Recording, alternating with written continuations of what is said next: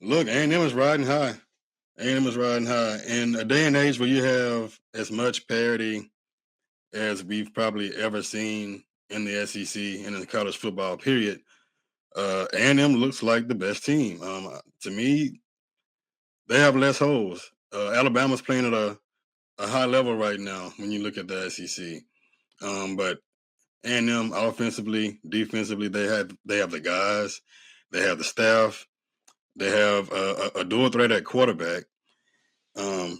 Which nothing against Ty Simpson. He's obviously one of the best quarterbacks in the country from the way he's playing right now.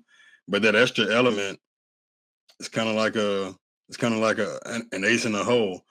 So A&M is going to be a huge game for LSU, and I don't think well, not I don't think I can tell you right now. I don't agree with a lot of the fan base right now who's kind of panicking at the Vanderbilt. Like again, like I said before he came on, Vanderbilt is not an awful loss. So you look at that game and you got people talking about, oh, well, going to lose the rest of the games. They won't win another one. They might beat Western Kentucky. Oh, they suck. They're terrible.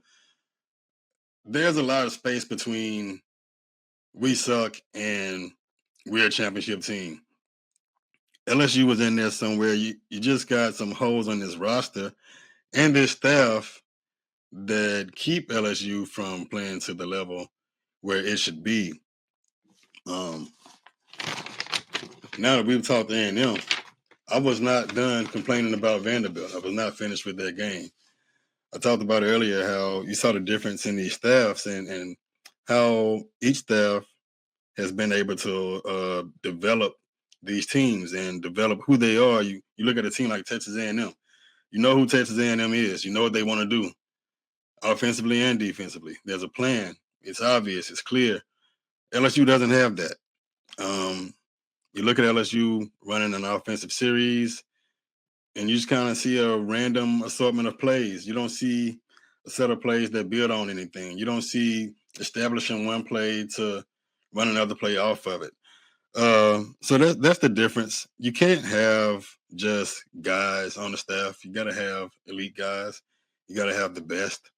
And let's face it, LSU isn't the place for just guys. And I'm not trying to put anybody down on the staff, but you got to have proven guys who can coach at a high level when you're going against competition that LSU is facing from week to week. Look, moving forward, Vanderbilt's not the most talented team that LSU is going to play, obviously, but they are one of the better teams, and they have a special quarterback in Diego Pavia. So that's my little rant about Vanderbilt. I couldn't believe that so many people were so shocked and appalled by LSU losing to Vanderbilt. I had way more of an issue with the way LSU lost to Ole Miss, not even trying to run the ball. On that note, LSU ran it 28 times against South Carolina and kind of took control of the game.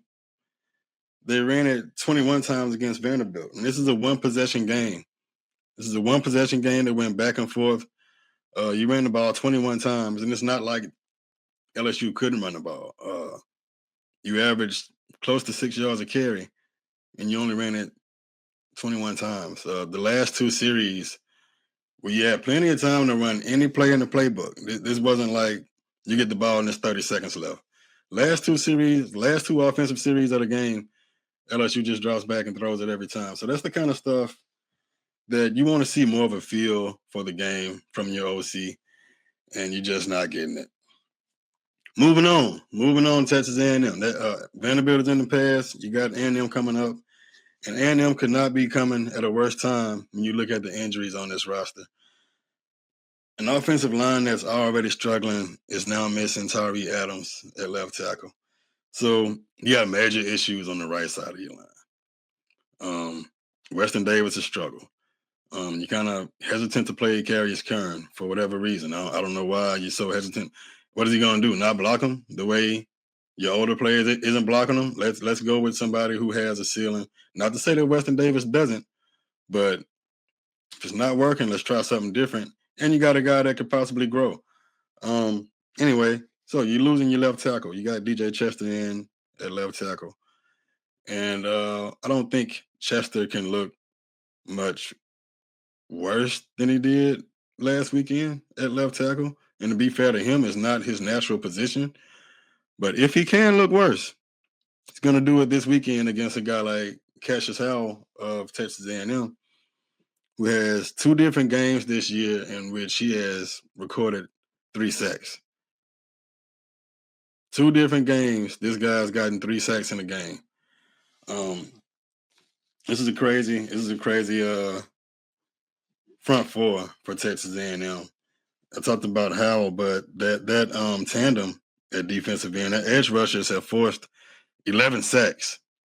So terrible time to be missing Tyree Adams.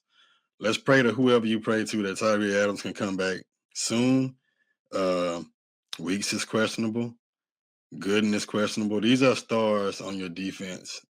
These are the type of guys who can be the difference between a quarterback shaking loose and getting 40 yards down the field, or a quarterback shaking loose and the guy making an open field tackle for no gain. These are the type of players that Bernard Gooden and Whit Weeks are, and you're losing your absolute dudes on your front line and at your second level at linebacker. Well, I say you're losing them, they're questionable. So you might get them back. They might be 100. I mean, it might be 80%. You might not get them back. Who knows? But it's not a great time for it. Marcel Reed talked about Marcel Reed changed the whole season for LSU. That was the beginning of that whole snowball effect of running quarterbacks just running wild against LSU in 2024. Now, Reed hasn't run the ball as much this year. He's been more of a pocket guy. He's been a more effective pocket passer than he's been previously in his career. But he can still pull it down and run it when he needs to. Don't get it twisted. Reed can still run it. So you need to have your best athletes in the best position to make a play. Guys are going to have to step it up, of course. West Weeks, Devon Keys. You know what you're going to get from Perkins. Let's just hope that he isn't compromised in a way where he kind of gets neutralized in this game. You can't just put him in one spot, but you don't want to see him moved around to the point to where he's not having an effect on the game, and especially if Marcel Reed is going off in the run game. To be fair, LSU was still solid in the run game. You had a few runs that kind of busted loose as the game wore on against Vanderbilt. For the most part, LSU did well against the Vanderbilt running backs. It was Pavia who was the difference. But yeah, that's a lot to look at for LSU in this game. Missing those guys and going up against an A&M team that's honestly better than the A&M team that beat you last year, because now you got an older quarterback and you also have some pretty damn good wide receivers. A&M hit the portal and they hit. They did not miss in the portal. Concepcion from North Carolina State. Mario Craver. I think he's leading the league or leading the nation in receiving yards. And not only are these guys good receivers, they're great receivers, and A&M gets the ball in their hands in a lot of different ways, in a variety of ways they get the ball in their hands. I'm talking motion, reverses, end arounds, screens. These are guys who are like little sticks of dynamite in the open field. And you're going to see A&M be pretty creative and getting the ball to these guys in space. And I think it's probably going to be the biggest challenge so far for this LSU secondary. And I like the LSU secondary, especially at corner. I think these guys are probably going to be even more of a challenge as far as tackling them in space for especially a younger guy like DJ Pickett than covering them down the field. I like LSU's corners in coverage against anybody. Unless you got just way too much time on your hands, I like these guys in coverage. But a missed tackle can cost you against a guy like Craver and Concepcion. You're going to get the ball out quick. It's going to be hard to pressure Reed. And it's already hard to pressure a guy like Reed because you have to be so disciplined in how you pressure him that you keep him contained, which was another issue for LSU against Vanderbilt. When you rushed him, when you got up the field. You weren't disciplined in your rushing lanes. You weren't disciplined in containing Pavia to force him back inside. Some get outside too much, and that's frustrating. And let's hope that LSU was able to fix that. You got a pretty strong running game with Reed and Ruben Owens. LSU, unfortunately for Le'Veon Moss, you hate to see a guy get hurt. They won't have to see Moss in this game, but Owens is also a dog, and he's a guy that's going to move forward. He's not going to dance. He's not going to lose yards. This is a battering round with speed. And you're going against a great offensive line that's been able to create space against everybody. Guys had 200 yards of rushing against Arkansas. I don't care who you're playing against. 200 yards of rushing is a lot. So the onus is going to be on the LSU defense to keep this game in check. Seems like they've been asked to do way too much this year. Last week was the first time you really saw a team just do what they wanted to do against the LSU defense from start to finish. You'd have games where you'd have a team that could have a few good drives or hit a big play here and there. But that was the first game where you saw a team just routinely walk up and down the field like they're playing PlayStation or something. Like whatever they did worked. Then you just got to give a lot of credit to Pavia and that Vanderbilt offense. But LSU is going to need that defense again to step up. This is not a game where LSU is like some crazy underdog. We're talking about a 2.5-point underdog. As bad as things might look right now, it's still a lot of parity in this league. Anybody can win from week to week. It would not be a shocker whatsoever if LSU came out and beat A&M. The thing is, it's just a tough matchup because how do you block them? You weren't able to block Vandy. You weren't able to block Ole Miss. And I still say a lot of that is because you won't commit to running the ball enough. But you're going to have to figure out something. You're going to have to get the ball out of Nussmeier's hands quick, for one. Got to get the ball out of his hands. You're going to have to pass on some unconventional downs, first down passes. You don't want to be predictable against this A&M defense. A&M is vulnerable to giving up some big plays. Arkansas was gashing them, but they were gashing them in the run game. Now, you can throw on them, too. They got some good corners in Ricks and Hill. Hill is a really good cornerback for Texas A&M, but he can get grabby. You can get bound with some of the speed that LSU has on the outside.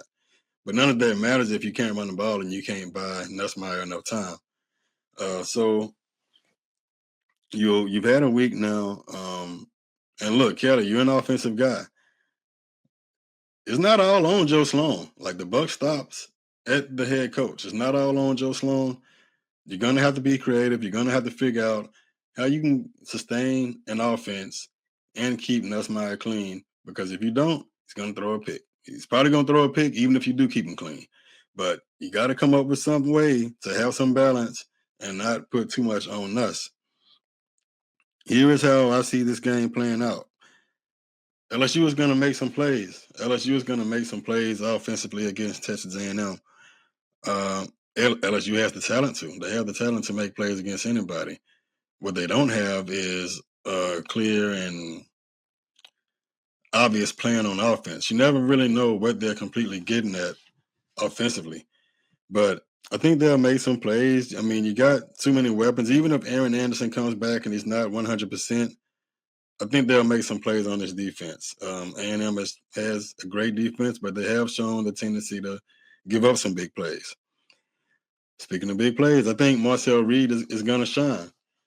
LSU has improved against the mobile quarterbacks. You're not seeing them just go off like they did last year, but they're still having some trouble with them. And I think you got some indecision on, do you want to rush them? Do you want to spy them? With guys like Chambliss at Ole Miss, Pavia at Vanderbilt. So they're going to have to sort that out. But Reed is going to make some plays. The question is going to be for me if he can make those plays downfield. A&M has been great in the vertical passing game. He's been pushing the ball down the field. This isn't a a dink and dunk offense, even though he's shown the growth to take the check down when it's there for him. So I'm seeing a back and forth game. I think LSU is going to make some plays. A&M is going to make some plays. The home crowd is really going to help LSU out a lot. I think the difference in this game could be on third down when you have these bad tackles on the field for LSU and you're going against the A&M defense with these awesome ends. And A&M is second in the nation right now in third down defense. And that's because of the pass rush. And they can get that pass rush without sending 5 guys. They can get that pass rush with the front 4. Elko is a great mind, a great defensive mind, and he's gonna throw a lot at Nuss. You're gonna see some simulated pressure. You're gonna see some looks that'll change late into the play clock. So I think third down, unfortunately, could be the difference in this game. And I think I gotta pick A&M if I'm being honest with myself on the winner of this game. Would it shock me if LSU won? Not one bit. But looking at it objectively, I'm picking A&M. We got a comment from Jackson Johnson of Alabama Live. What up, Jackson? What up, Bayou Bengal Nation? With a lot of exclamation points. All right, Jackson. So you look like you're way more excited than the Bengal Nation is right now. Bengal Nation is kind of down. LSU and the LSU fan base. Well, I won't say LSU, but the LSU fan base is kind of anxious right now. You don't know what's coming next. You got some people who are kind of protect their feelings and saying, "Oh, we're gonna lose everything." Kind of like a defense mechanism going there. You got fans who are angry at other fans for being negative because you can't say anything remotely critical, or that makes you less of a fan. But that's just what it is. It's part of it. Brian Kelly knows what's at stake right here. You've seen a different Brian Kelly this week in the press conferences. You're not getting the angry, snarky Brian Kelly. You're getting the warm, receptive. Thank you for your support. We really appreciate everybody coming to Nashville. You're getting that, Brian Kelly, because times are hard and things are tough and things are getting tight. So you need some positive results and you need them fast. But we will see if you get them. Until next time, it's your host, it's your boy, Lewis Johnson. I'll catch y'all Saturday night on the post game. Till then, go Tigers.